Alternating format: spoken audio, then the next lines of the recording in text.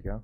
I'd like to call to order the Executive Committee meeting Wednesday, June 18th, 2025 at 9 a.m. We'll start off with a roll call. Mr. Hess, Ms. Polk, Present. Mr. Seroy, Ms. Weber, Ms. Parker, Mr. Carrico, Mr. Featherling, Present. Mr. Kirkstra, Present. Mr. Hunter, Mr. Smith, Ms. Foster, Mr. Ashcraft, Ms. Monday, Mr. Alexander Hildebrand, Present. Mr. Long. Present. We do have a quorum. And then can I have a motion and a second to allow Featherling in via Zoom? First by Weber, second by Long. All those in favor say aye. All those opposed, same sign. All right, motion carries. We don't have anything under public comment or any presentation, so I'll move on to the approval of the minutes of May 21st, 2025. Can I have a motion to approve the minutes? First by Hunter, second by Carrico. Any discussion on that? All right, voice vote. All those in favor say aye. Aye. All those opposed, same sign. Aye. We have nothing under legislative this month. We'll have something next month, so we'll move on to information systems with Jason Shane. She's gonna come up.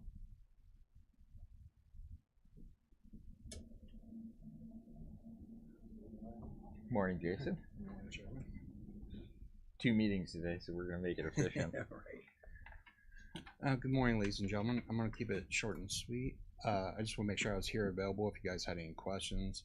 We're still going through all our service calls and set up new users, computer moves, our normal daily things. We've also updated the auditor's office and the assessor's office to new computers to also get them up to Windows 11. We rewired 2 network racks in this building on the 2nd floor and on the 5th floor. Just preventive maintenance, trying to move forward. We've upgraded 2 Wi-Fi units, one in this building and one in the annex building. And as always, as a great person once said, we're on budget. We just plan on continuing to replace computers, getting everything up to Windows 11, make sure that we continue to move forward and do our preventive maintenance. Any questions? Any questions for Jason? All right, thank you very much. All right, thank you. We'll move on to the health department. John Beavis. We'll have him come up and give his report. And can I have a motion to accept and put his report on file? First by Carrico, second by Monday. Any discussion on that? All right, voice vote. All those in favor say aye. All those Aye. opposed, same sign. Motion carries. Welcome. Good morning. You have my report. I just wanted to add a couple of things that had transpired. I was out of the office on vacation. I'm just getting back today, so I'm catching up on some things, and the staff had informed me of a few events that we have scheduled upcoming that were not part of your report in regards to upcoming events that we're collaborating with agencies in the community. On June 26th from 5:30 to 7 p.m., I believe that's a Thursday, we are working with the ECDA of Kankakee. They are putting together a Healthy Men Creates Healthy Communities discussion that will be at the Martin Luther King Jr. Park with a rain date at the ECDA office, I believe, if it's raining and the weather is bad. Success by 6 is going to be at the Farmers Market on June 28th, and we'll be collaborating with them.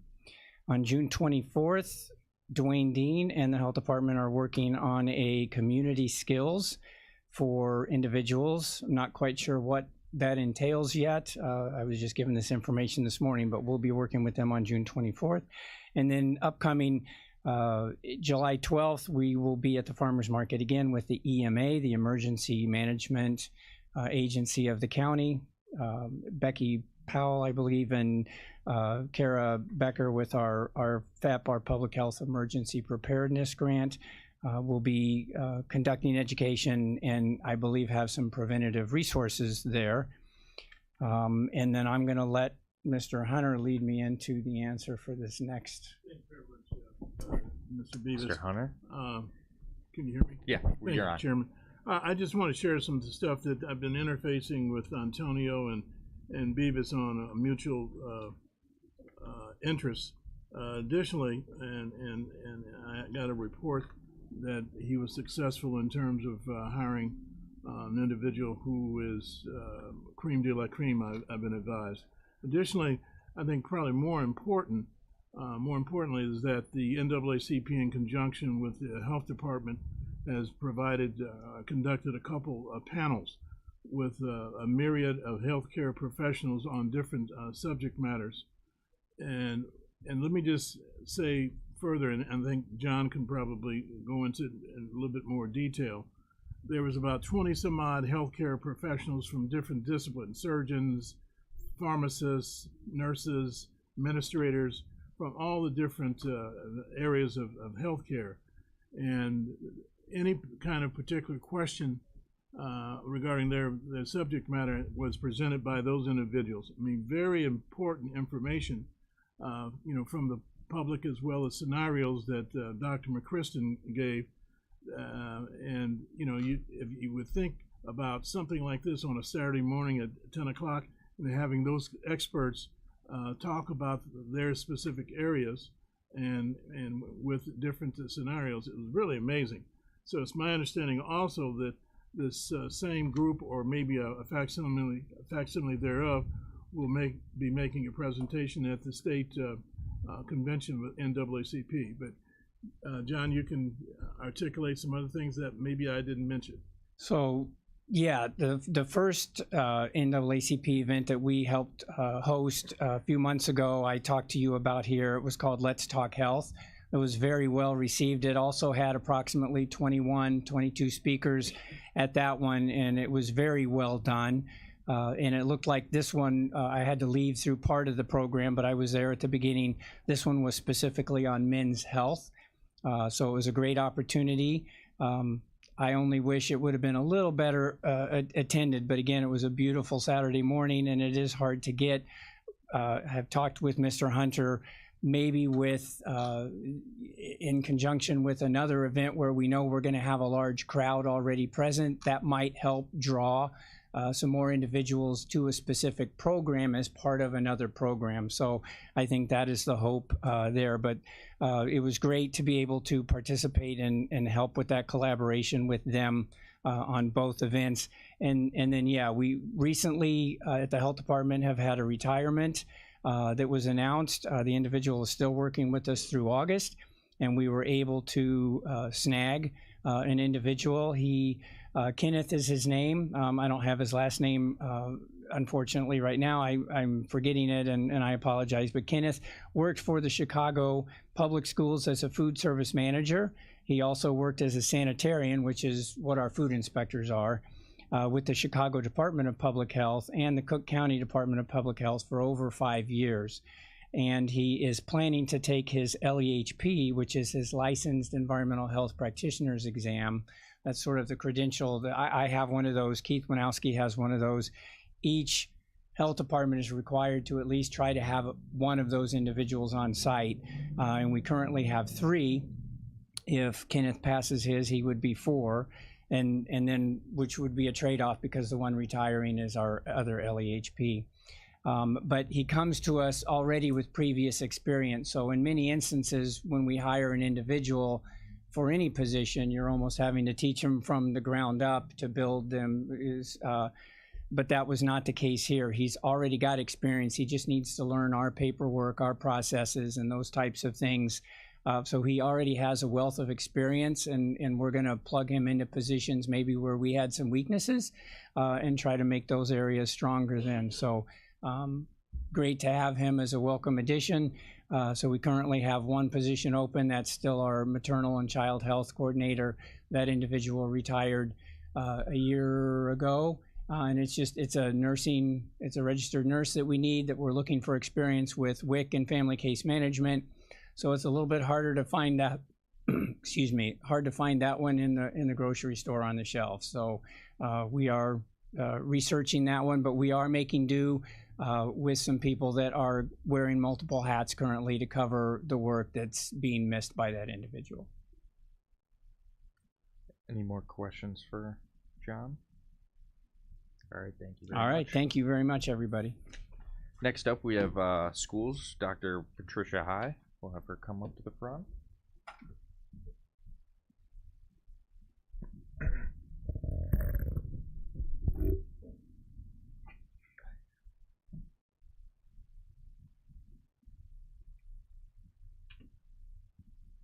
Good morning. How are you? Good. How about yourself? Good.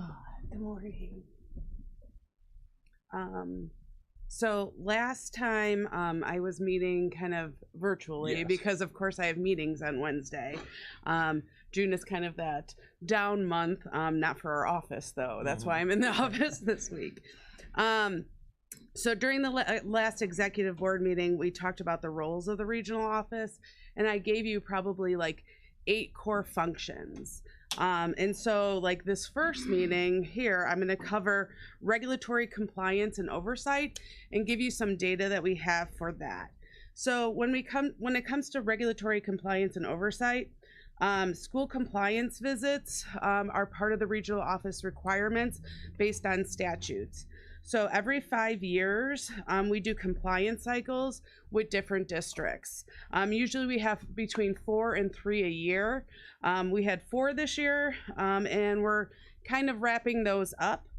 Another kind of regulatory compliance and oversight is licensure.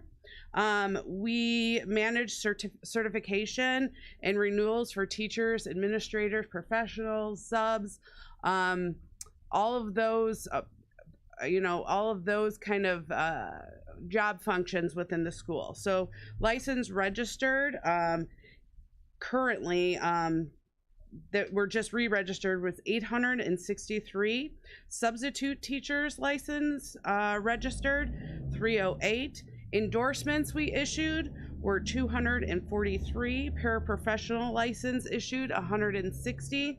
And total license issued within our county was 1,995. We also do house the Illinois High School Diploma, formerly known as GED. Our GED completions, they take the test at KCC, and then we house all that information. GEDs completed this year, 75. Total number of transcripts requested was 205, which our office processes. Educational verifications for workforce, which basically they call, we send that workforce kind of readiness portion of the GED 100. Another regulatory compliance that our office does is bus instructor training. Number of initial trainings is 13. Total number of initial training participants was 117. Total number of refresher trainings, which is 150 plus bus drivers that we present to, was 324. So, any questions? Mr. Hammond? Thank you very much, Chairman. Thanks a lot, Dr. High, for being here. I had a conversation with School District 111's chairman of the board, as well as Superintendent Dr. Lance, regarding the graduation rate of 111. And I was impressed with the increase in that rate. Can you speak to, you may not have all the specificities, but about the other schools in the district?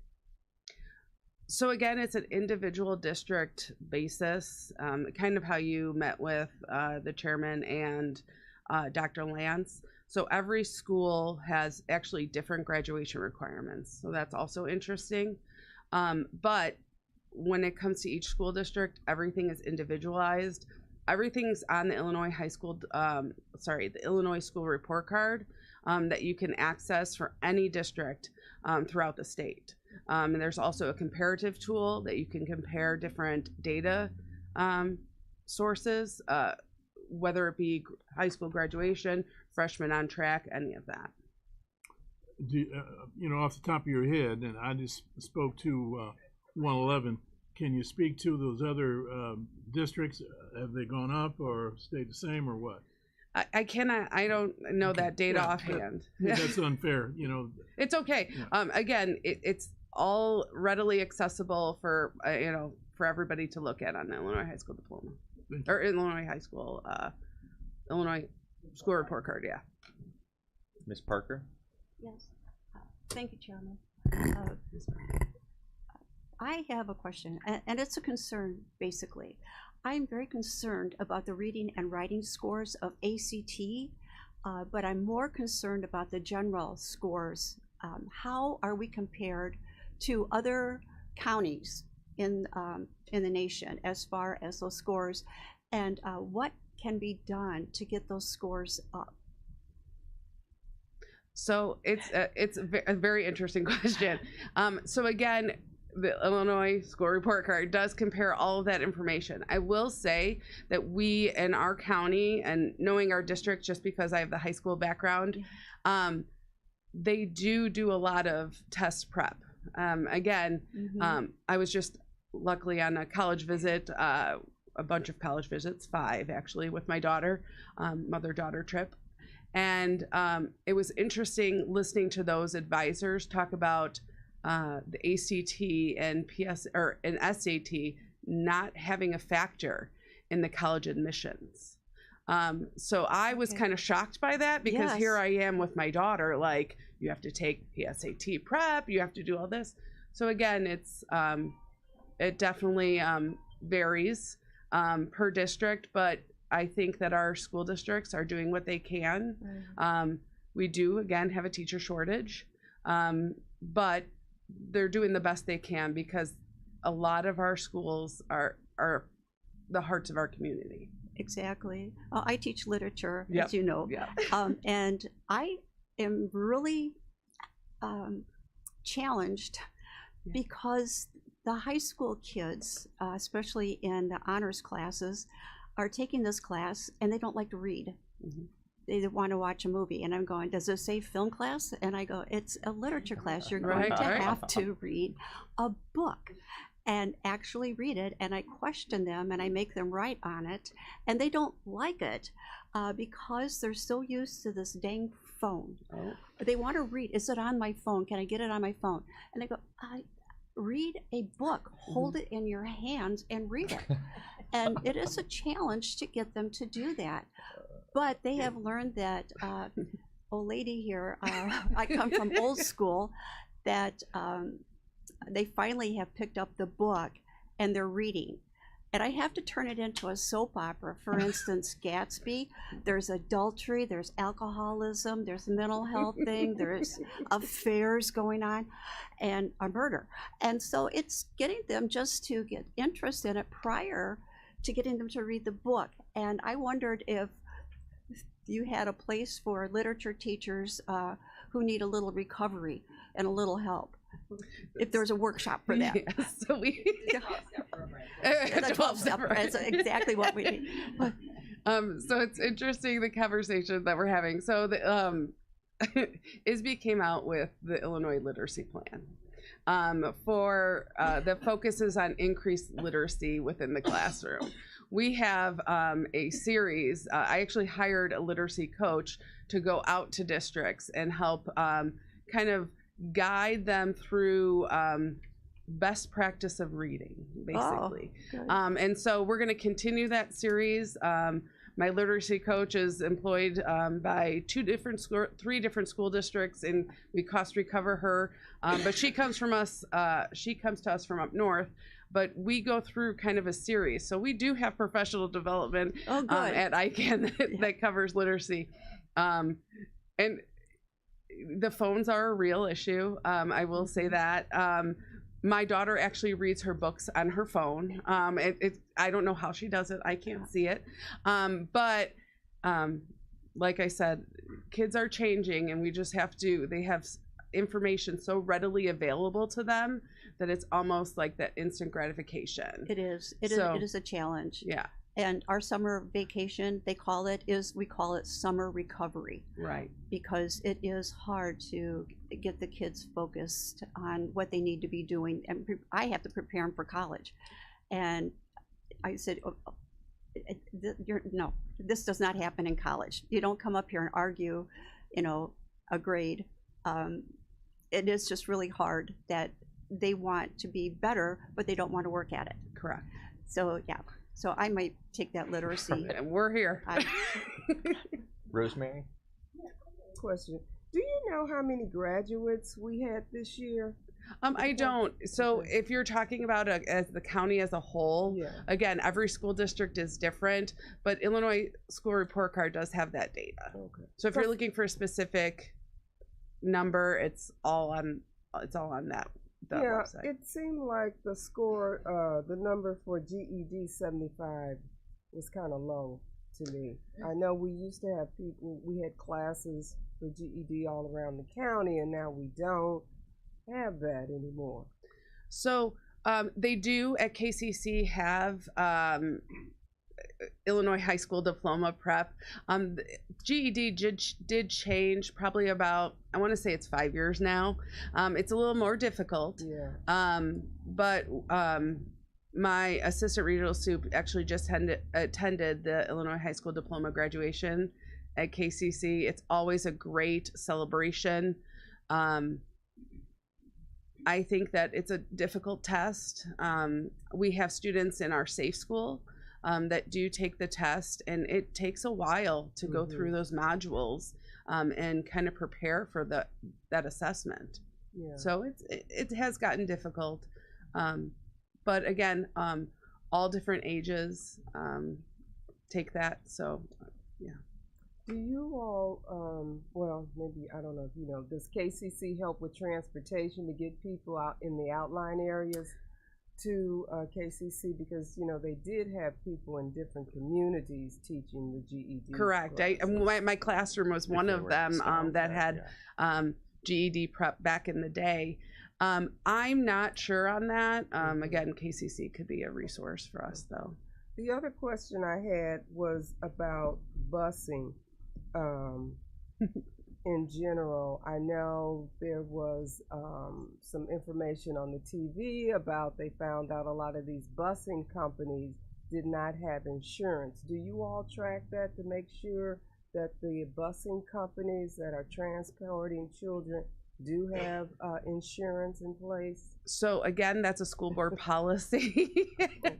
You know, we're the regional office, so a lot of things that come to us, sometimes it's more individual school basis. I will say that we do have transportation directors that are very actively involved with our office and actively recruiting bus drivers. So if anybody's interested, please let us know. That was my plug. But I believe that, again, school districts are responsible for kind of that assurance that the bus companies, a lot of our districts do take on that liability themselves. So again, it depends on the school district. Okay. Any more questions for Dr. High? Mr. Hunter? It's not necessarily a question, but a comment. By virtue of the questions that are posed to you, you know, education is very important. Correct. You know, and thank God all my kids are college graduates, MBAs and stuff. And I always tell them readers are leaders. But by virtue of the questions that are posed and the responses you gave, you know, education is very near and dear to us as legislators. And I love that. Thank you. So we're glad that you came. And I'm sorry that Wednesdays are a little crazy. No, we appreciate, you know, your presence here. Thank and you. your responses. All right, Thank you. for your Thank you again. report. Next up, we have VAC Eric Peterson, and he's going to come up and give his monthly report. Can I have a motion to accept and put his report on file? First by Monday. Second by Weber. All those in favor say aye. Aye. All those opposed, same sign. Motion carries. Welcome. Thank you very much. Good morning, everybody. Morning. I don't have a whole lot of updates to share today. Currently in Veterans Court, and everybody here should also have that report, but we have 6 participants in Veterans Treatment Court. Unfortunately, I do not have the date for the graduation for our next veteran participant that should hopefully be graduating soon, but I'll continue to keep everyone updated with that.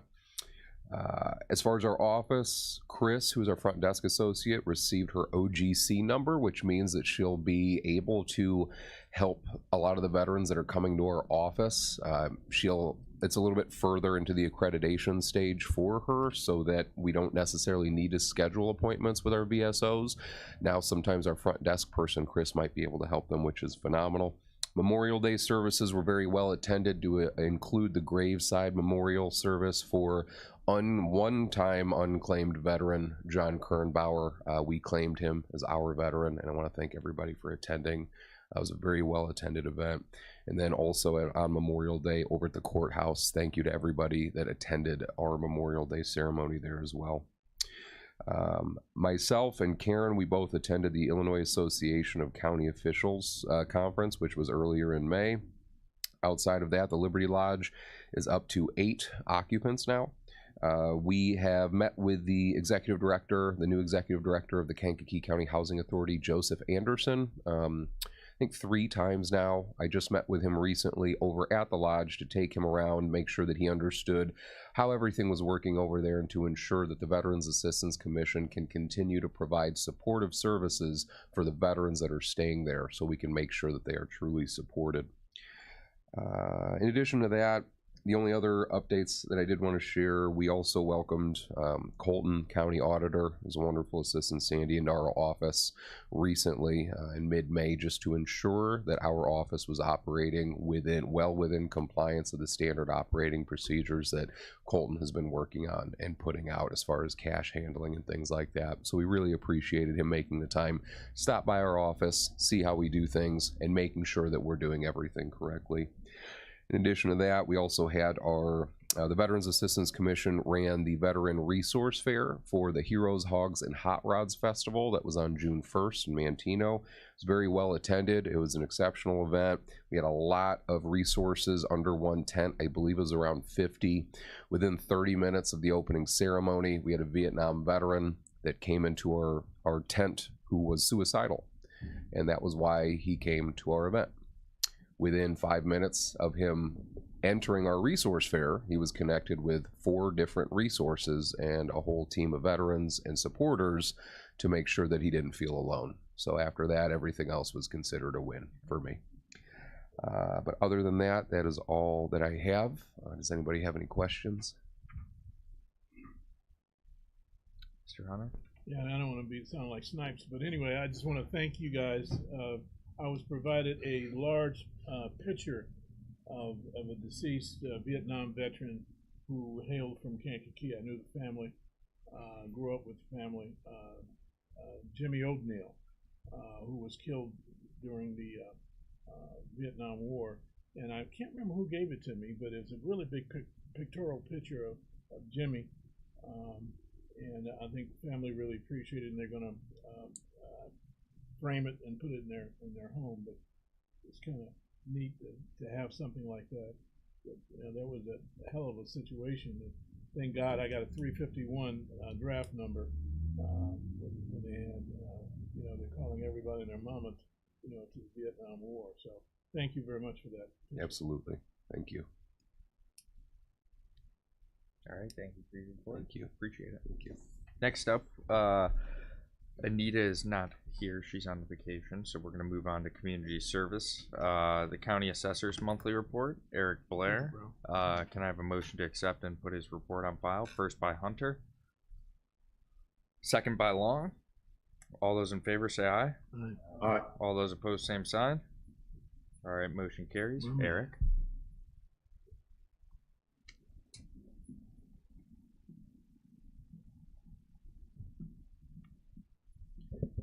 Good morning, everyone. I don't have a lot of new information for you. Just want to kind of give you a quick update on what's going on in the office and what we're really expecting in the next month or so. Obviously, this month has been an uptick in traffic as far as phone calls and counter traffic because of tax bills being out, and we do answer quite a few questions about values and exemptions and all kinds of things that go into the tax bill. So the office is very, very busy dealing with those things, and myself as well. So that eats up a lot of our time, to be honest with you. And the other thing I was going to tell you that has occurred even just as recently as yesterday, I held the annual Farmland Assessment Review Committee meeting. It's statutorily required every year that I hold a meeting to present the next year's PI values, productivity index values for the farmland, so that we can use those for assessment purposes in the following year. And we had a nice meeting with a lot of discussion. Had representation from even the State Farm Bureau. Brenda Matherly was here, and she adds a lot of context to the meeting, so I was happy with that. But moving into what I'm expecting here in the next month or so, 4 to 6 weeks, I'd like to see township assessor assessment changes come into the office. I do have some of them already, but the remainder should come in through the month of July, and then we'll get those things in the system, and we'll move forward with the assessment cycle from there. So this is a critical time of year where I need to start to really gather that information from townships, and so that's what my main focus is going to be here in the next several weeks. If there are any questions, I'd be happy to answer them. Any questions? All right, thank you for your report. Have a great day, folks. You too. Next up, we have the County Clerk's Monthly Report. Dan Hendrickson, I believe he's on vacation too, so it must be the week of vacations. Can I have a motion to accept and put his report on file? First by Carrico. Second by Long. All those in favor say aye. Aye. All those opposed, same sign. Motion carries. And we have the Recorder's Monthly Report, Lori Gadboy, she's coming up. And then can I have a motion to accept and put her report on file as well? First by Parker. Polk. Second by Polk. All those in favor say aye. Aye. All those opposed, same sign. All right, welcome. Morning. Good morning. How's everybody? We're not on Good. vacation. We're Yeah, here. we're here. Any questions on the report before I go forward? Document volume is still down. Obviously, we are a reflection of the economy, Correct. the interest rate. So, as we see things hopefully, come down a little bit, we might see more activity in the office. But with that being said, we're not doing anything. We have almost completed 1966 to have 1966 through current day in our computer system for our online customers and those interested in just trying to find something. So it's going very well. It's keeping my staff very busy. With that, I'd like to thank Treasurer Africano for allowing me to display our property fraud banner, which is down there as the individuals are coming in and paying their tax bill. And then, of course, to both the assessor and treasurer allowing me to have information down there. We do have a lot of activity of people coming up and registering and asking more questions about that. I did do a press release, and there was something on the radio, so we did see a little uptick in traffic and phone calls for that as well too. So we're very pleased with that. On the other hand, we're also not very pleased with, right now we have 2 active fraud cases going on that we're working on. And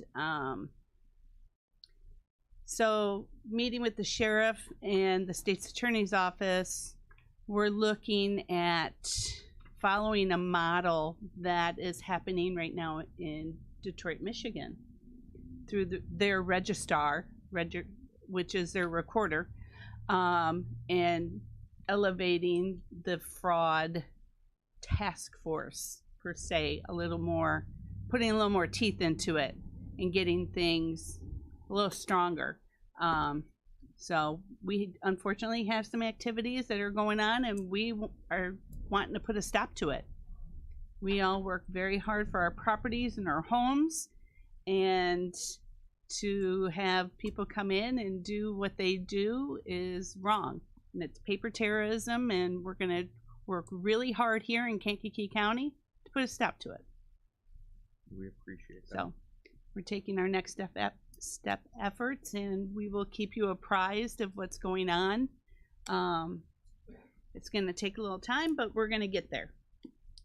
Is there any questions for Lori? Everyone Honor? here signed up for Property Fraud Alert, right? Step one. Thank you very much, Mr. Chairman. Madam Recorder, I saw and I visually saw you at Jim Rose Senior Fair. Senior Fair. Yep. And I was wondering, what kind of information did you impart to those folks there, because it was well attended? It was very well attended, and I think we signed up at least a good 15 people for Property Fraud Alert. Plus, we had the ability to double check because a lot of them are repeats, and they've attended some of our mobile senior fairs. So instead of signing them up again, we were able to check and make sure, yep, you did sign up in 2024. So we had a lot of good engagement and communication. I was also at our booth, also helping promote for the county clerk, election judge opportunities, and as well for the assessor, making sure people are getting their property or proper assessment exemptions. So we were kind of doing, 3 different things at once, but it was great, very good attendance. And we do that wherever we go with the other smaller events too. So Teamwork makes the dream work. that's right. Tinker. Yes, thank you, Mr. Chairman.